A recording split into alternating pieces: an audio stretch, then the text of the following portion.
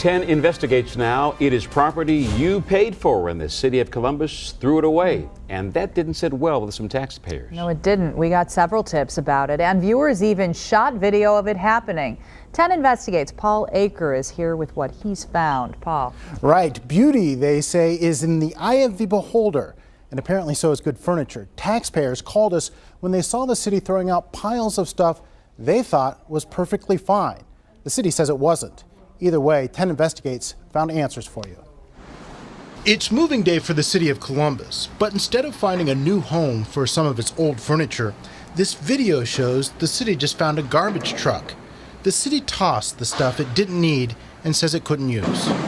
Things like office desks, tables, chairs, perfectly good stuff. Daniel Hansen watched as the city emptied the Beacon building of its old furniture. Several city departments are moving across the street. That's where they have this shiny new office space. Hansen says he started shooting video when he saw what the city was dumping. I was pretty frustrated, not only from a cost perspective, but also, from a common sense perspective. It's perfectly good stuff. I don't know why it was going to waste. I mean, it definitely seems wasteful. Heather Pennington also snapped a picture. In the corner of the picture, you can see a coat rack headed for the dump. But Heather says the coat rack was good enough to keep. She says she knows because she rescued it. I mean, it wasn't the best, but, it held coats like it was supposed to. And I walked down and asked them if we could have it.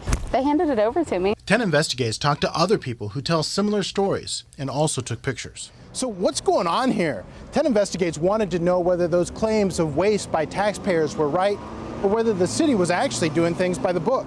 Columbus City Code says the city should sell the furniture it no longer needs. That law says, in part, property of the city no longer needed for public use shall be sold by the Director of Finance. If not sold to another city agency, such property shall be sold to the highest bidder. We make those decisions all the time. Assistant Finance Director Dave Bush says he signed off on the disposal and claims he did not violate the city code. Bush also says the city chose wisely and even hired a consultant to help figure out what to keep.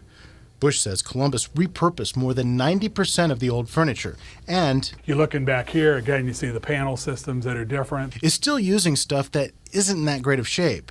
As for the furniture the city tossed, Bush says it would have cost more to sell or recycle it. You start factoring the time, effort necessary to gather it, to truck it, and then compare that to what the return would be.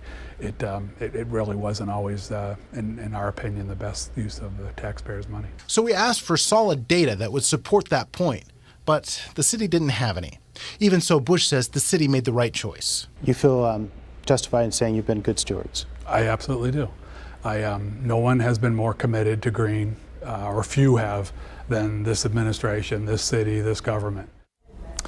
I called Dave Bush back to ask about that coat rack that was tossed. He says it's a very small point in the scheme of things and considers that issue trivial.